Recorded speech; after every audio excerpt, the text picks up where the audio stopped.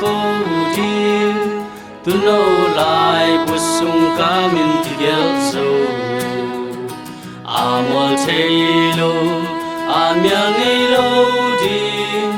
kut ma pon to tigel zo ta tu pa tung a lung nam ka câu đi tan na biang na kong bia di to pa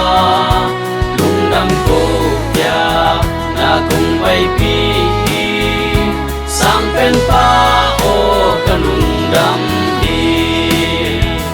tui dam kyang a tun lo ki kha ba nek le don sil le te nin le lo zong ani sim din sat din sum le pai ong si khong bia ta do ba hi tu pa tu nga lung dam ka ko dim an na biang na kong bia hi to pa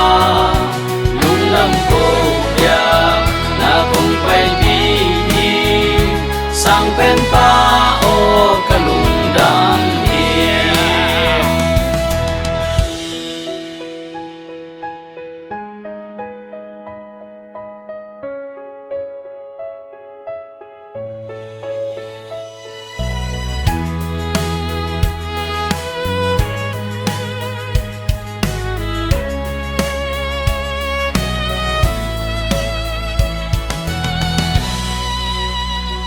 tu ba hong he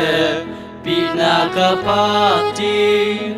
dim dim hui man ngel lo hong piang manin ni tang kha tang don ding tui siang tho a khon khong in hom sang sa khi tu pa tu nga lung dam ka ko di an na biang na